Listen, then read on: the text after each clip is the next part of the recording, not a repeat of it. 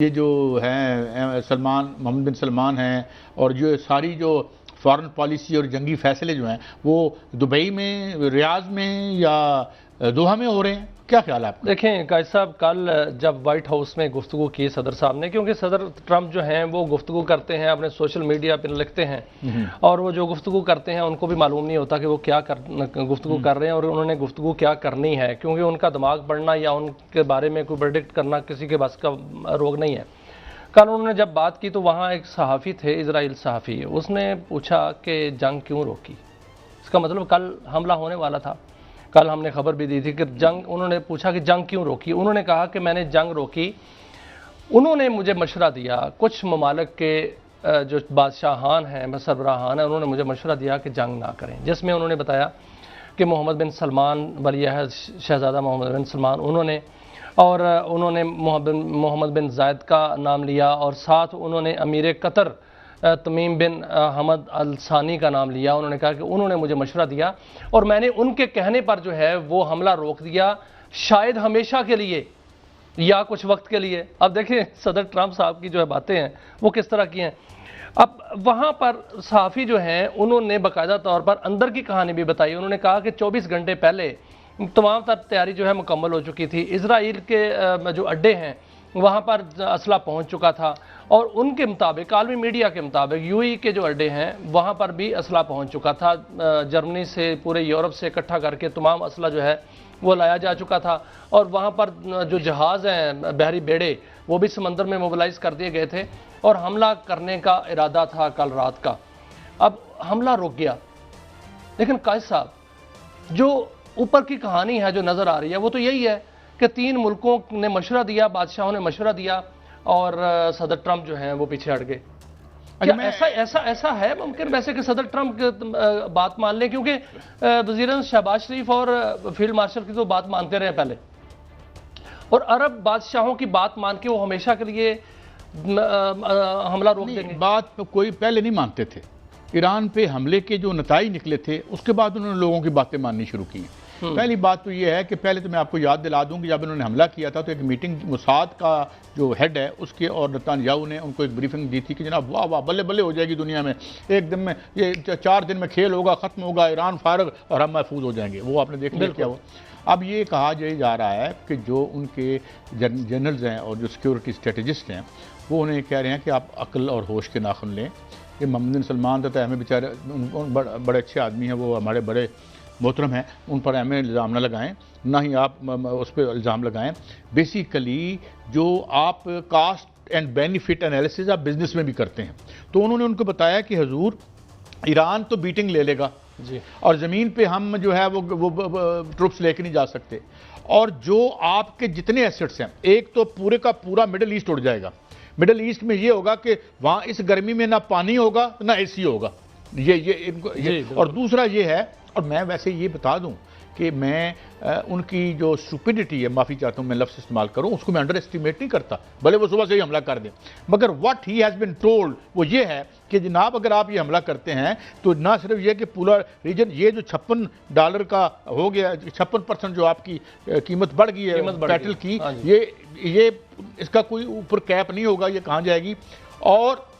انفورسین ہوں گے۔ اور پھر ایک آپ کو جنگ کے بارے میں ایک بہت بڑی سینگ ہے اور بڑی راسخ ہے، وہ یہ ہے کہ حضور جنگ آپ شروع کر سکتے ہیں، روکنا آپ کے بس میں نہیں ہوتا، اور تو اس کی جو قیمت ہے ایران تو دے گا، ایران دے چکا ہے پہلے ہی۔ آپ دیکھیں چاہے وہ سارے بندے ہم ڈال ہیں 30-40، اگر وہ ہم ان کی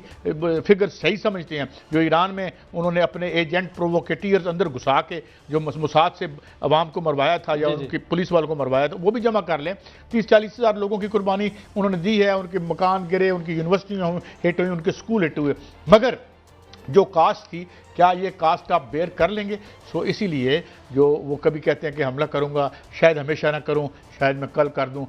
اس کا صرف ایک صاف مطلب ہے حضور ان کو خود بھی نہیں پتا کہ حملہ کریں گے یا نہیں کریں گے، لیکن اور یہ بڑی ڈینجرس بات ہے۔ بالکل یہ بڑی ڈینجرس بات ہے کہ مطلب ہے کہ اس کا مطلب ہے کہ آپ عقل و شعور سے خدا نخواستہ آ رہی ہیں کہ تمہیں خود نہیں پتا کی فیصلہ کرنا ہے دنیا کے سب سے پاورفل آفس میں بیٹھ کے۔ ویسے قائد صاحب جو مڈ ٹرم الیکشن ہے وہ بھی سامنے آ رہے ہیں، اور پول جو ہیں وہاں پر جو امریکہ کے اندر، اس میں ایک سوال جو ہے وہ کیا گیا کہ کیا ٹرمپ نے جو فیصلہ کیا تھا ایران پر حملہ کرنے کا وہ ٹھیک تھا یا نہیں، تو 64% جو عوام ہیں انہوں نے اس کا جو ہے وہ غلط فیصلہ جو ہے وہ کہا ہے۔ اصل میں سر جو اندر کی کہانی ہے وہ تو ضرور یہ ہے کہ ولی عہد شہزادہ محمد بن سلمان نے بڑا سخت کال ان کو کی اپنا صدر ٹرمپ کو، جب کل یہ خبریں آئیں اور باقاعدہ انٹیلیجنس ان کو ملی کہ وہاں پر باقاعدہ طور پر تیاری ہو چکی ہے حملے کی اور ایک سخت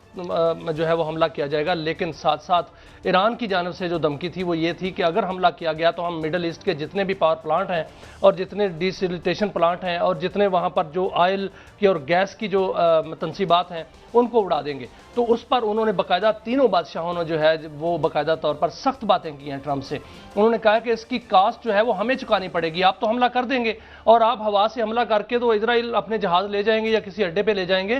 جو ایرانی میزائل جو ہیں سجیل میزائل ہو گیا یا خرم شیر میزائل ہو گیا یا ان کے الفتح میزائل یا ان کے ڈرونز جو ہیں وہ تو آ کے ہمارے پاور پلانٹس کو لگیں گے، وہ آ کے جو ہے ہمارے ڈیسیلیٹیشن پلانٹس کو لگیں گے۔ اب ابو ظبی میں جو حملہ ہوا ہے وہ حالانکہ ایران کی طرف سے اس کی جو ہے وہ تصدیق نہیں ہوئی کہ انہوں نے حملہ کیا ہے، سعودی عرب پر جو حملہ ہوا، تو یہ حملے پہلے بھی ہوتے رہے ہیں۔ تو اصل میں وہ جو کال تھی تینوں بادشاہوں کی اور خاص طور پر محمد بن سلمان کی جو کال تھی وہ کام کر گئی اور اس نے جو ہے صدر ٹرمپ کو پیچھے ہٹنا پڑا۔ محسن نقوی صاحب وہاں پر موجود ہیں سر، اور انہوں نے دونوں ملکوں کے درمیان جو شرائط ہیں وہ ایکسچینج کر رہے ہیں اور ساتھ ساتھ مشورہ بھی دے رہے ہیں، اور یہ امید بندی ہے کل سے جو دوسری ڈیولپمنٹ ہوئی ہے وہ امید بندی ہے کہ شاید کوئی معاہدہ جو ہے وہ ہو جائے، کیونکہ میرے سامنے جو شرائط پڑی ہوئی ہیں قائد صاحب وہ جو مطالبات ہیں ایران کے، وہ مطالبات یہ ہیں کہ ایران کے خلاف جو ہے پابندیوں کا 100% خاتمہ کیا جائے۔ امریکہ کہتا ہے کہ 1/4 جو ہے وہ اس کا پابندیوں کا خاتمہ ہو جائے گا، لیکن ایران کہتا ہے 100% کیا جائے، اور چین نے بھی جو ہے وہ یہی کہا ہے کہ 100% پابندیوں کا خاتمہ کیا جائے، جو ایرانی منجمد اثاثے ہیں ان کو بحال کیا جائے اور بحری ناکہ بندی ختم کی جائے۔ لبنان سمیت ایران کے ساتھ متصل جتنے بھی جنگ بندی ہے وہ مستقل ہونی چاہیے، لیکن ایران امریکہ کی جانب سے جو ہے بڑی دلچسپ قسم کی شرائط پہلے جو تھی وہ نہیں ہے کہ آپ بلاسٹک میزائل ختم کر دو، آپ اپنا یورینیم تو پہلے ہی کہتا ہے وہ ختم کر دو، لیکن اب صدر ٹرمپ کہتے ہیں کہ 20 سال کا اگر وہ ٹرنیور کہتے ہیں تو ہم اس پر ڈیل کر لیں گے، اور انہوں نے یہ بھی کہا ہے کہ 20 سال تک فریز کر دیں اپنا ایٹمی پروگرام، لیکن انہوں نے ساتھ یہ بھی کہا ہے کہ ایک پاور پلانٹ جو ہے ایک ایٹمی پلانٹ چلاتے رہیں، کوئی مسئلہ نہیں۔ اب آہستہ آہستہ ٹرمپ صاحب جب سے چین سے آئے ہیں نا قائد صاحب، اس وقت سے بدلے لگ رہے ہیں، اور چین لگتا سر یہی ہے ایک سیکنڈ میں لگتا یہی ہے کہ شی جن پنگ جو ہیں انہوں نے باقاعدہ طور پر ان کو ڈکٹیٹ کر کے بھیجا ہے اور وہ سرنڈر کر کے آئے ہیں، اور ان کو کہا ہے کہ وہ بھی کرو وہ بھی کرو وہ بھی کرو، ایران سے جو ہے وہ صلح کرو اور وہاں سے جو ناکہ بندی ہے اس کو ختم کرو اور جو ان کی پابندیاں ختم کرو، اور اس خطے میں جو خلیج ہے اس میں باقاعدہ طور پر امن سے لوگوں کو رہنے دو۔ اور محمد بن سلمان نے باقاعدہ کہا ہے کہ اب ہمارا اڈا کبھی استعمال نہیں ہوگا، نہ امریکہ کر سکے گا، بلکہ تینوں بادشاہوں نے یہ کہا ہے کہ امریکہ یہاں سے نکل جائے۔ لیکن ادھر سے سعودی عرب سے تو نکل جائے گا، مگر وہ لیکن میں آپ کو بتاؤں ایک اور بہت بڑی وجہ ہے، بات یہ ہے کہ امریکہ کی جتنی اکانومی ہے وہ ساری قرضے پہ چل رہی ہے۔ امریکہ از دی موسٹ انڈیٹڈ، اور اس کو جو ایک اس کا ریزرو جو سٹیٹس تھا، ریزرو کرنسی کا، اس کو بچا رہا ہے۔ سیکنڈلی جو سعودی عرب کی اس کی قطر کی جو ہیوج انویسٹمنٹ وہ ہے۔ اچھا اب اگر یہ اور پھر پیٹرو ڈالر یعنی یہاں سے اگر اس کے اڈے نکلتے ہیں تو اڈے نکلنے کے بعد کیا ہوگا؟ لوگ بارٹر کریں،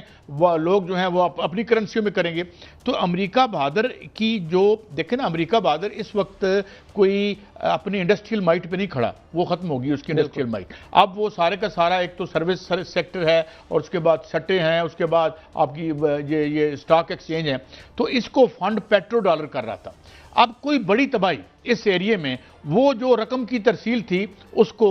وہ روک دے گی، اور وہ رک گئی تو جو امریکہ کا ایک تو زوال میں نظر ہی آ گیا پہلے حملے کے بعد، دوسرے حملے کے بعد شاید اس کا جو سٹیٹس تھا ہیجمن کا وہ بھی جاتا رہے۔